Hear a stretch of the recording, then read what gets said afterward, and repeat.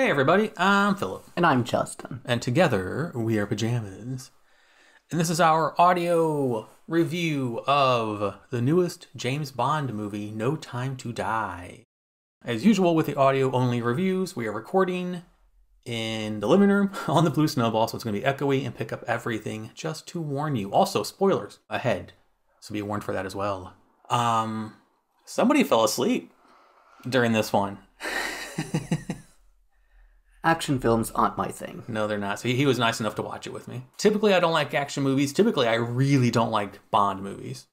They're very formulaic. They're very, I don't know, kind of like misogynistic and sexist and uncomfortable the farther back you go, in my opinion. I didn't see any of that, but continue. No, I mean, like, Bond as a character is what I mean. Ah. Like, historically, Bond is a womanizer and, you know, that kind of thing. That's why I said the farther back you go. The new, like the Daniel Craig ones, I think it's the only Bond I've watched every single movie of. But I've watched one of each Bond in general. So that being said, you're not an action movie fan. I'm not a Bond movie fan. What did you think?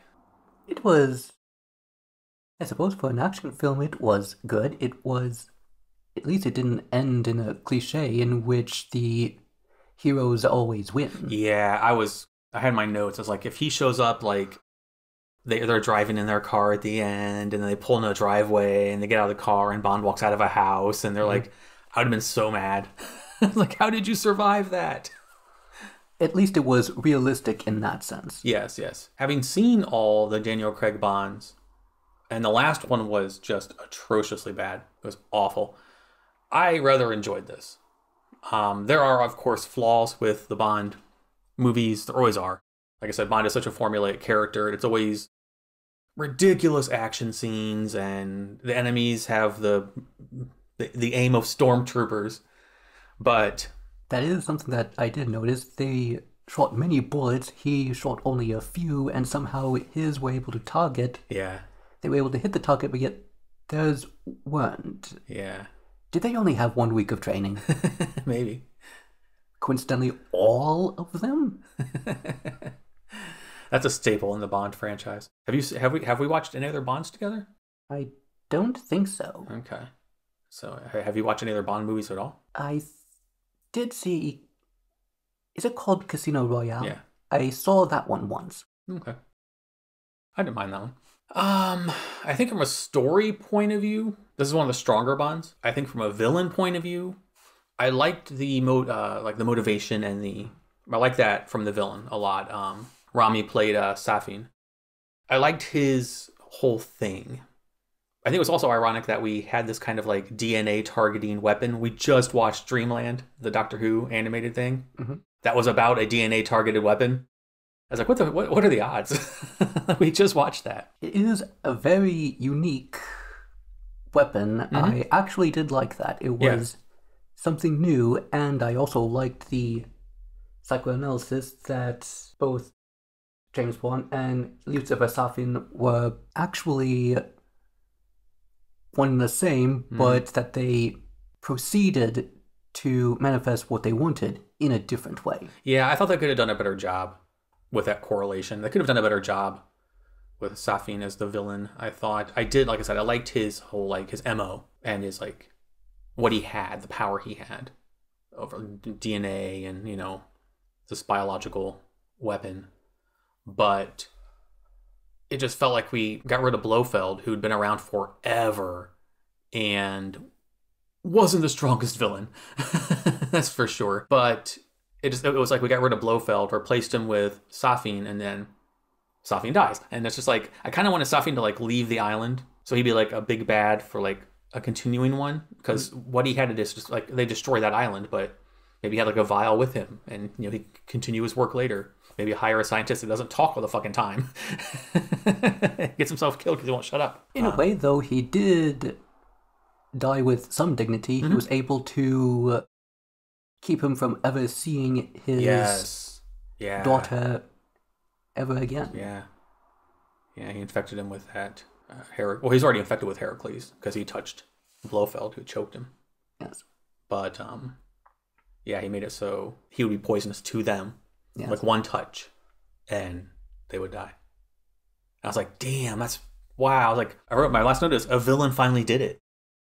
And that's why I was like, oh man, he could have been like, I wish he'd been built up over like a couple movies. And I get that Daniel Craig wanted to be done with a character. Totally respect that. He's given like how many years to this character, been locked in. But I was like, man, imagine like if we hadn't just been introduced to him and we'd had a couple movies to build towards, and then, you know, Safin finally does it. He's finally, after all these years, he's the villain that took Bond down. That would have been something. That's a big deal. Yeah, it's a big, like, instead we get introduced to this guy, which I liked him as a villain. He's much better than what Blofeld was in the other movie. I think it was Spectre. There was just, I think this is just a case of untapped potential from the character of Safin. I think they really could have explored what he could do, his motivation, his power, you know, his god complex, a lot more than they did.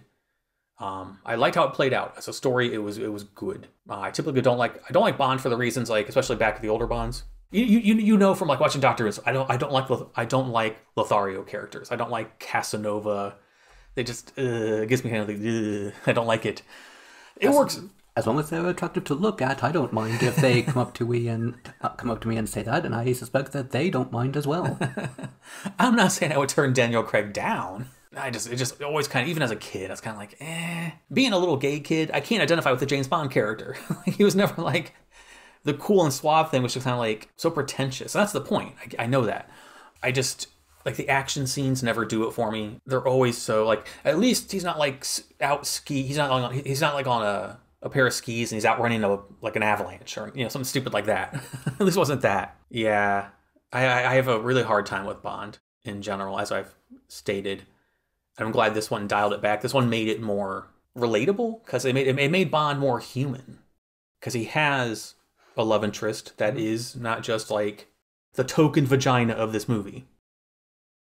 And I think that the female roles deserve more than that. And they have been more than that, which is welcome. Very welcome. I'm bringing that up because it's nice to have like a more humanized Bond, not this like bulletproof, always wins, you know, always gets the girl, always, you know, all this stuff.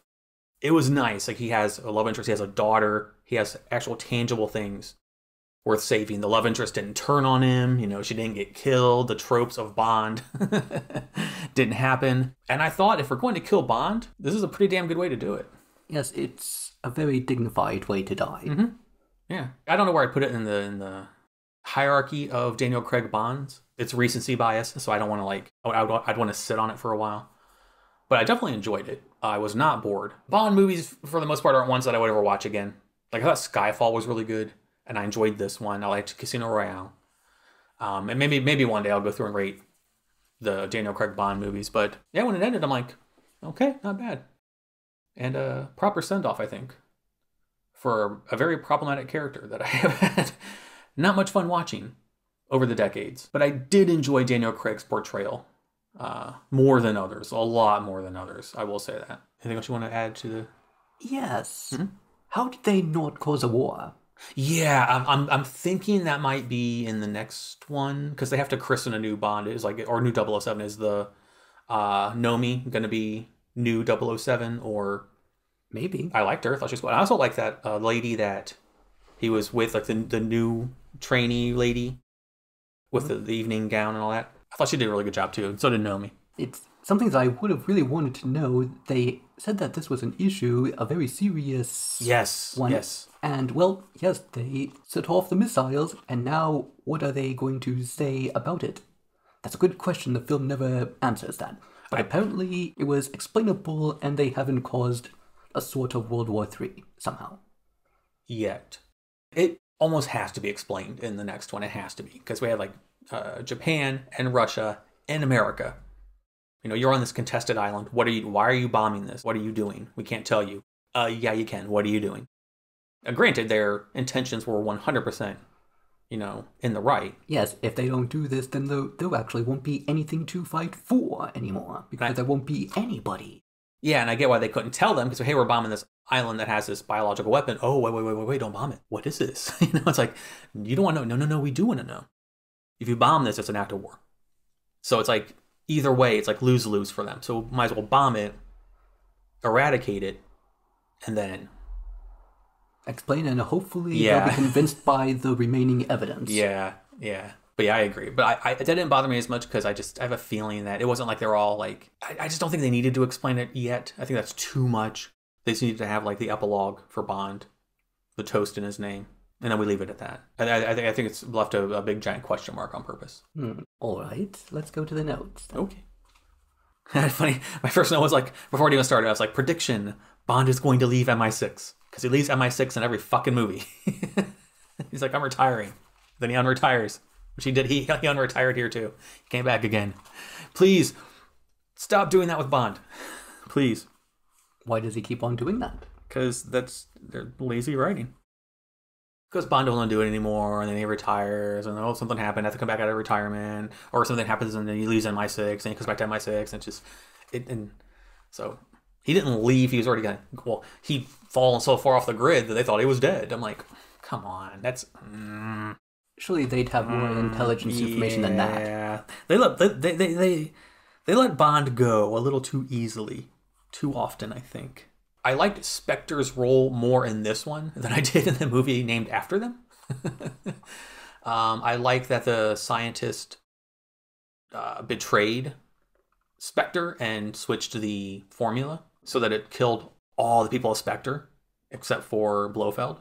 Thought that was a cool little twist. That was awesome. Because I was like, why are you guys mad at him? He helped you. He saved you. Like, I get it's a big serious deal, but at the same time, you're hunting him like he's like he was the part of the bad, the villainous group. But at the time, I didn't know that. So at the time, I'm just like, but he helped you, so stop hunting him down. But a good thing they did. I wrote that Logan is annoying, Logan Ash, but it turns out he was supposed to be because he was not what he said he was. Not only do we have Japan and Russia and America, we also had like CIA and MI6, both on the same. Like I like the layers to the story with the intelligence agencies and then the countries and the world and all that. I wonder what happens when they want the same person, but they each want to apprehend this one person. Do they then go to Switzerland? Maybe, yeah. I did like that the Nomi was the new 007. Thought that was cool. I like that M seemed to be in collusion with Spectre at first because he was very secret, wouldn't tell anybody like what he was doing. Why did he have this scientist on the payroll or quote unquote payroll? Still, what was going on? That kind of thing. I like that. Turns out it was meant to like actually help instead of like harm. So I liked like the story. I liked and it was very layered and misdirection, and it wasn't your typical boring action like. You bad, me go get bad, me win, me beat bad, yay, win. Kind of thing. Too bad people can't see you trying not to laugh right now. And I wrote that, as I said, the evening gown lady, I forget her name now. And after she was like, this is my stop. Good luck, all that stuff. I wrote, it's like a female Bond would be fun. I think I do. Maybe it's sacrilegious to some people. I think a female 007, we had a female 007, but a female Bond, which we might be getting if they are foreshadowing his daughter, maybe 15 years from now. Possibly. It's something to at least consider at the studios. Because what will happen is it'll turn out that Safin was working for a bigger group, and then the daughter would be like, I have to avenge my father's death. Of the bigger group who was controlling Safin, who was controlling Spectre, who was controlling this person, who was controlling the guy who took take his jaw out, who's controlling everyone else. That was my zipper. Have to be careful. This mic picks up everything. It's a weird noise. There's so many big people to answer to. Yeah. When does it end? Yeah. When do we get to the big tip top of the pyramid? Never. That's the Illuminati, because it's like an eye, the all-seeing eye. I thought it was cool that the thing was called Heracles. I thought you would like that as well. Yes. Then when Madeline tells Bond Safine's backstory about what happened to him and her and how they met and all that stuff, he says, you just gave me a reason to kill him. And I was like, all she told you was that her dad murdered his family. He came back for revenge but spared her life. You just gave me a reason to kill him. What? That don't make no sense. Maybe they were desperate for motivation, and this is the best that they could come up with when writing the script. Yeah. Okay, speaking of, I wrote next, I was like, I think they should have done more with the Poison Island idea. That there was such, like, the character of Safin and the Poison Island and all of it. Like, we just got, like, a little taste of it. Just a little, like, these are all poisonous things. Well, there's so much you could do with that. You could have easily made a trilogy out of this character and the motivations and then end it with this. He fails, but he doesn't fail. Because he did the one thing that no villain up till now has been able to do. So, yeah. It's a point that I keep hammering home that they could have done more with this. I like the line when Bond is like, I'm sorry. And Safin goes, look at your father. This is power. Yes, it is. That was cool. Like, look at your father, Matilda. This is power. It's like, damn. Nice line. He makes an excellent villain. I thought so, yeah. Well, I would like to have seen more of him. And this freaking scientist guy who won't shut up. I do not need a laboratory to exterminate your entire race. Just shut up. She was taking you with her. Shut up. She would have you'd have been prisoner. You'd still be alive. You wouldn't have got thrown into like the acid water. Could have done without the line that Bond said to Q. I just showed someone your little watch. It blew their mind. It's like, come on. I get it. We need a little bit of like puntastic stuff, but it was a little funny. It was here that I wrote, I wish Rami had left the island and been a long-standing villain. And then where he made it so Bond can't touch anyone or they'll die, but he can't touch Madeline or Matilda. Like, he can't physically touch like his flesh and blood and the woman he loves. Like, that's so damn powerful. I do like when he was talking to Madeline. She remembered, she's like, the vial. Oh, you've been poisoned. I thought it was cool that she realized what was going on. And that he had no out this time. I wrote, wow, he actually died. And they showed it. I thought they were going to do like a wide shot. The bombs hit the island. Sad shot of Madeline holding Matilda. Fade to black. Then... Dude, it showed the freaking bombs landing on top of him. So, kudos for actually showing it. And I wrote, he better not be alive as a twist at the end. Seriously. And he wasn't. The only way that I think that he could have is if he had supersonic speed, because we saw them land and he was standing there. I know. But he could have like hit a button, he dropped down and a thing closed and they bombed the thing, but he's in a bunker or something. It's James Bond. It's Bond. Like you don't know until you know. That should be the title of the next movie. You don't know until you know. Bond movie. And I said, and the villain finally did it. Good job. Congrats. And that's all for my notes. Everything else are from patrons over on Patreon. So you know what? Not bad. That was Trankum. So let's sprint to the finish line, because this mic will pick up everything it already has. Well, overall, I enjoyed it. That was and the time, it was a long freaking movie, but I thought it went by pretty quickly. I wasn't like, oh my god, this is so long. I was like, okay. But I get why you fell asleep. Action movies aren't your thing, and you're not really, but you were nice enough to watch it with me. And I thought you at least, get something out of it, and had a decent villain and a decent story, captivating enough to not be like your tropey. Well, there was tropey stuff. It's Bond, but not as much. Exactly. Yeah. I enjoyed spending this time with you. Well, likewise. All right. Well, I was gonna wrap this one up. I can't edit the train out of this one like I can the other microphones. So is there anything else you'd like to add about this movie? I think maybe the reason why it was called Heracles is because he was the strongest man alive. This could be the strongest weapon to ever exist. Yeah, true. Maybe that's it. Especially since it can get the exact target and not get any innocent bystanders. Yep. Whereas every other weapon is susceptible to, whoops, missed. Yeah, indeed. So that actually may be the reason, but this is only speculation. Right. Yeah, makes sense. Anything else? No. Okay. Well, it's going to wrap this one up. As always, I don't have a fancy outro. So simply say thank you for listening, and we will talk to you and or see you in the next one. Until then, goodbye. Goodbye.